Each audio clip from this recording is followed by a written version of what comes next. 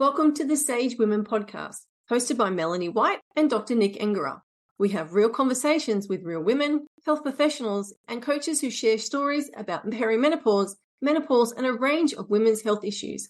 Please subscribe so you get the latest updates every fortnight.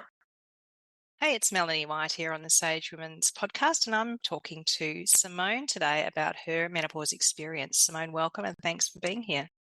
Thank you very much for inviting me. Really keen to hear a little bit about what you've been through, how you've turned that into something positive, and perhaps you could start by giving us a bit of backstory of whatever you're comfortable to share. Sure. Well, I'm 58 years old now, and I'd say my menopause journey started when I was about 50 years old. And the context of my life then is quite different to what it is now. So at that point in time, I was a lawyer. So I was the 2IC in a federal agency. And we had offices in every state and territory. And my role really was, say, a 6 to 7 day commitment.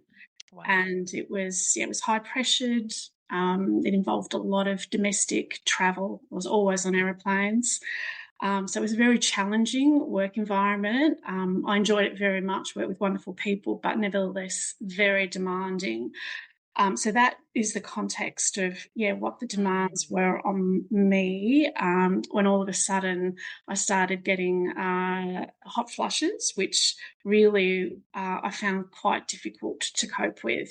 They were mainly at night, and I was finding I was waking up probably every hour. And then it would take me, some time to get back to sleep. So I was having incredibly broken sleeps.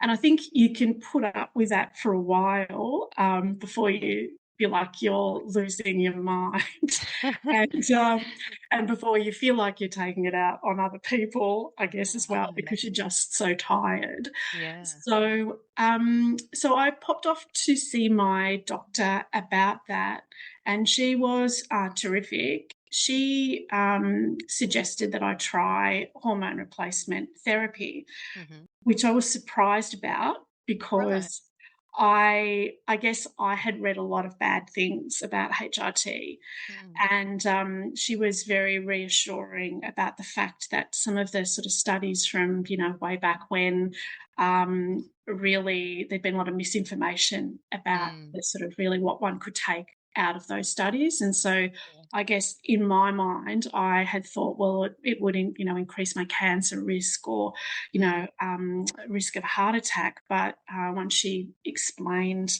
the situation to me, I felt very comforted that the HRT might be a good solution for me. So I tried the hormone replacement therapy and it worked like a charm. Wow. And that's good news. You must have been relieved. I was relieved. It was instantaneous, pretty much. And I got my precious sleep back, and I went back to feeling, really perfectly normal. And I guess, Melanie, one of the other things that the doctor had said to me was, she said, there's a protective health element with something like HRT, because she said, really, osteoporosis becomes such a big thing for women that go through menopause. So she said, there's a protective element as well. So it was sort of really, I guess, the way she explained it, I felt very much like it was, a great and positive health thing for me to do. And I think too, I was a good candidate for it because I was, young, so 50. I think if I'd been 60, perhaps her advice would have been different. Yeah. So I was on the HRT for about 5 or 6 years, and then I was getting to a point where I was deciding I might have I might take an early retirement and have a lifestyle change. And so I said to the doctor I'd like to go off the HRT. And again, she was very wise in her counsel, because she said to me, you realise if you go off it, you're probably just going to revert right back into the hot flushes and feeling, exhausted. So she really talked me into just putting that decision off until I had retired. I retired and sort of went back to university, so I really just became a student and a writer. But that gave me so much flexibility in my life where a bit of broken sleep really didn't trouble me so much. So I went off the hormone replacement therapy, and as she predicted, it was bumpy. And she also recommended I try some herbal supplements to, to keep the hot flushes under control. So I did that, and I guess for about 6 months after I went off the hormone replacement therapy, I sort of had these quite broken sleeps, but I guess I just wasn't anxious with it or worried about it, just because the context of my whole life had changed, and I didn't feel like I was really letting anybody down if I slept in the morning, for example. And then I decided I'd go off the herbal therapy because I wasn't convinced that was actually doing much for helping with hot flushes. Well, not for me anyway. So I guess for the last couple of years, I've had no interventions going on. I'm still having hot flushes, even, during the night, but maybe just 3 or 4, and often I think I'm sleeping through them. It just depends, I suppose, on how tired I am. But so over that 8 years, that's kind of that was the journey I was on, but with some really good advice, I think, along the way, and I guess some good information that dispelled my anxiety around going on that HRT therapy. That's really interesting that you went on it. You had also had some herbal support, and you were very intentional about when you came off it, because there's a lot of conversation about women going on to HRT and staying on it for 20 years and without checking in with the doctor and checking the right formula or the right dose, or is it still necessary? So it sounds like you had a really good relationship with your doctor and some strong consultation around that.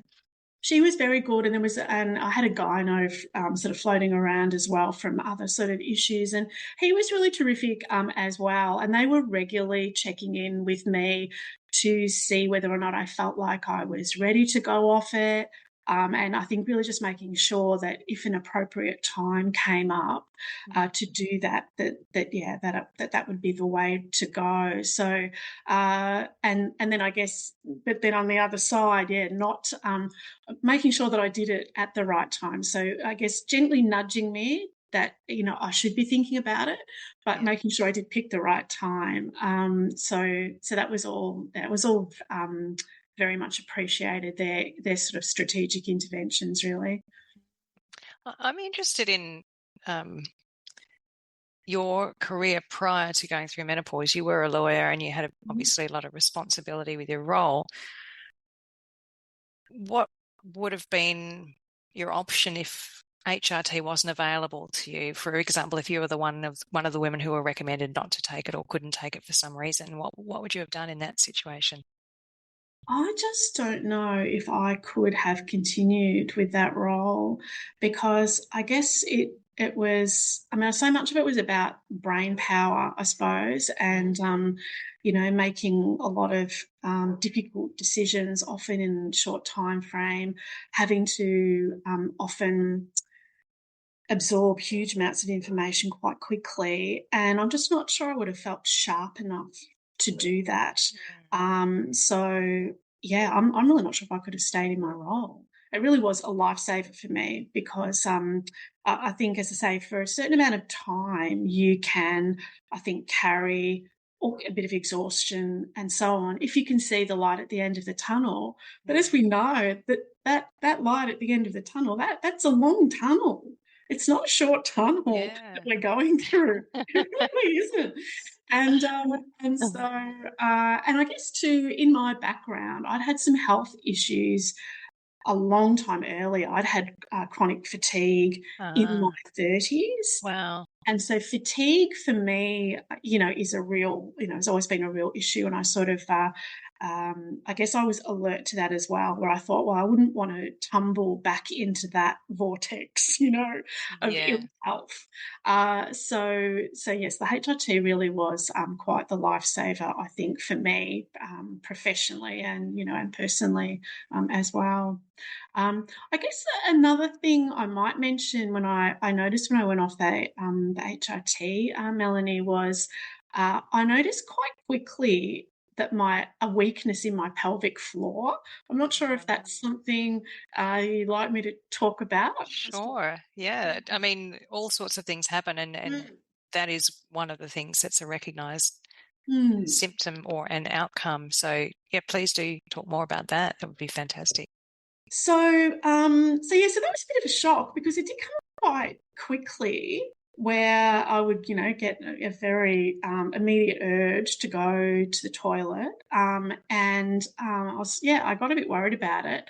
But about that same time, I was joining a new gym and they actually had a machine that was designed to help you strengthen your pelvic floor and to keep you pretty accountable.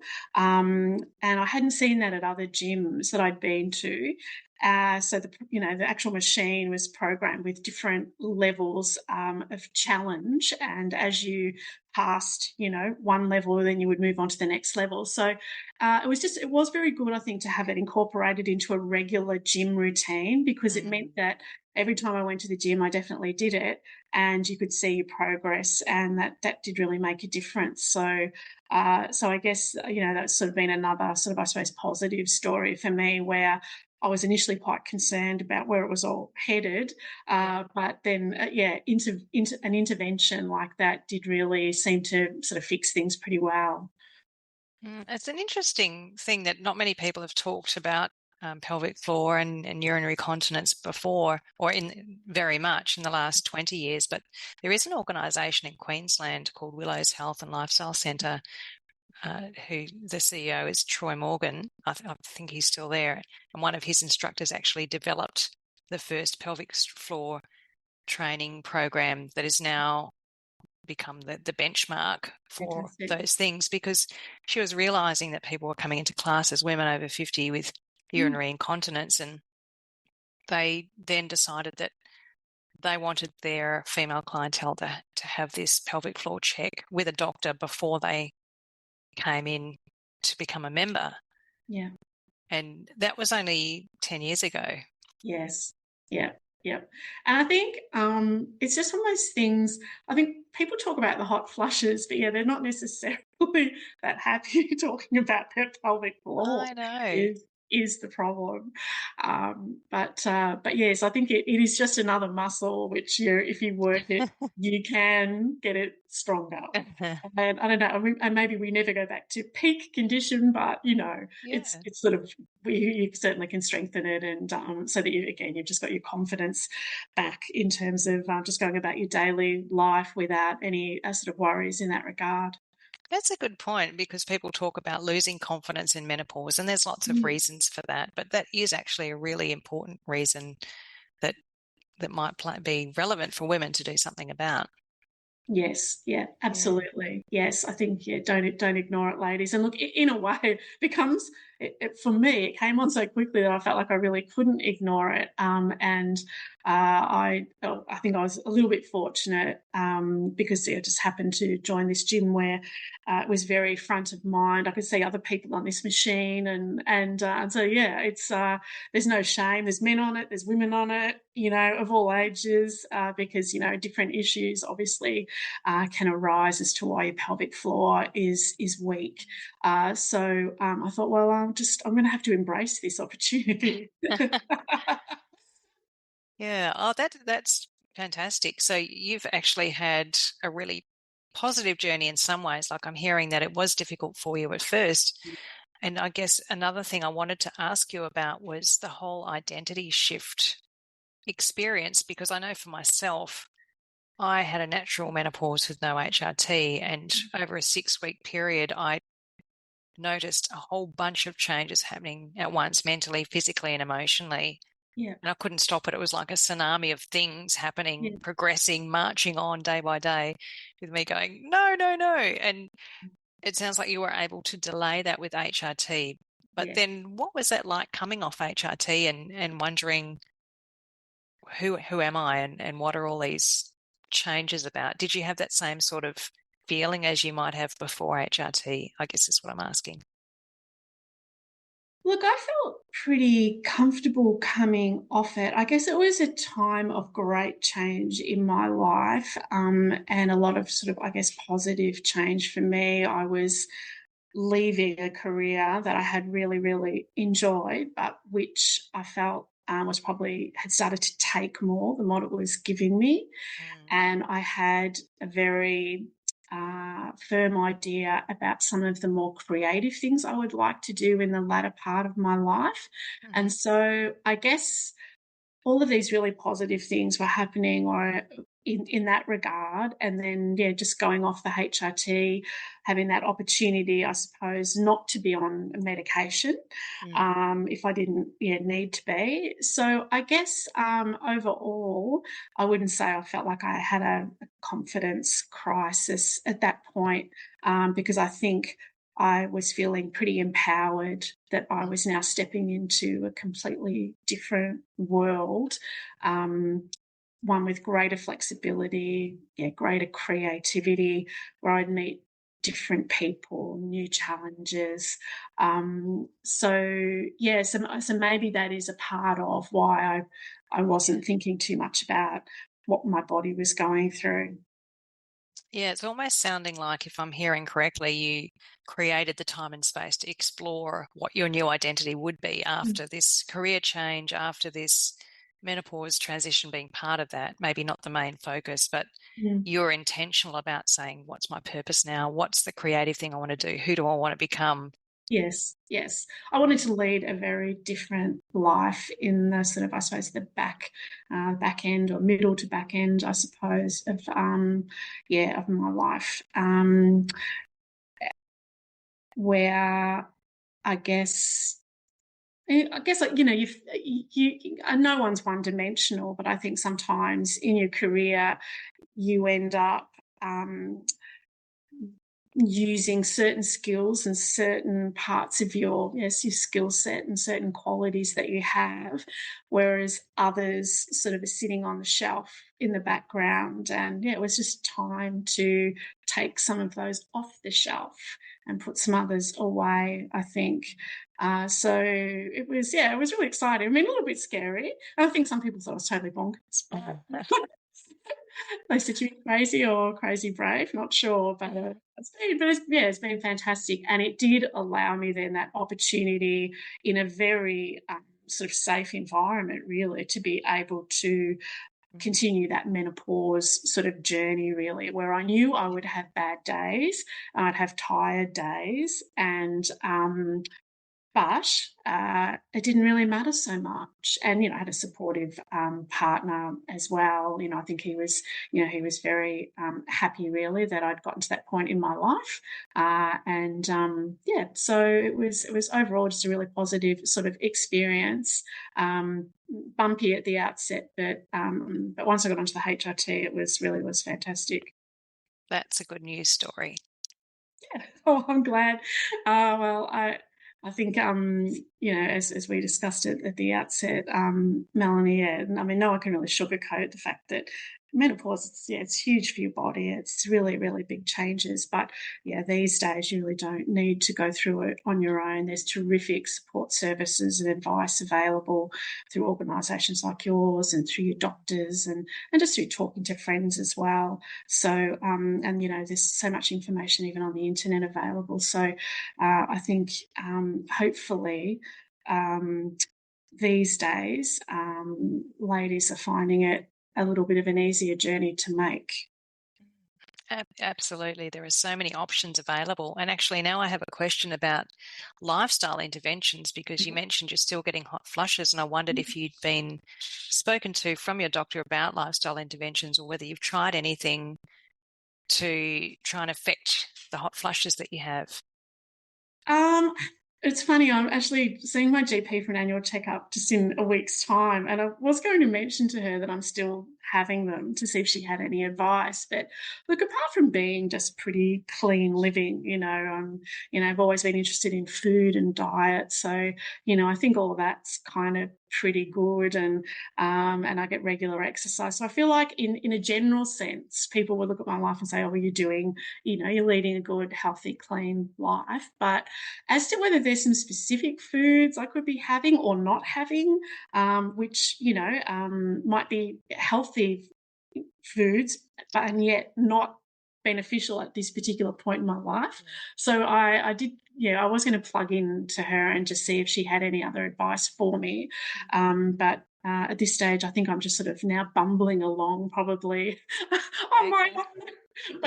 But sort of feeling like, I can do that. So no, nothing that I'm doing at the moment that I can really speak to. Okay. Yeah, there's just some new research coming out on adapting exercise and eating certain foods, a few different things that are helpful, but we won't go into those here today. I guess I was just curious as to whether you had tried anything else. No. But it sounds like you have a pretty healthy attitude to life and focus on healthy eating and healthy exercise and properly sleep too. Yes, and I guess with the sleep, just sort of trying to have a good sleep routine, I think is really important, and is a little bit tempting. I think now that I've got a more flexible life, to probably just throw caution to the wind and just be maybe getting up at all hours and prowling around. But I've kind of figured that's probably not the way to go. So I'm trying to stick with a normal routine, and I'm just hoping over time that those hot flushes don't continue to wake me up. But maybe there is something else out there that we'll be having that conversation with the doctor in the next week or so.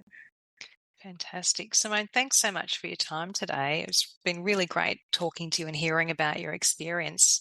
And I just wondered if there are any parting thoughts that you have for people listening. I guess just really to say, look, you're not on your own out there. So many people that can help you these days. So don't suffer in silence, because some of these interventions, they absolutely can change your life. So that probably be my words of wisdom.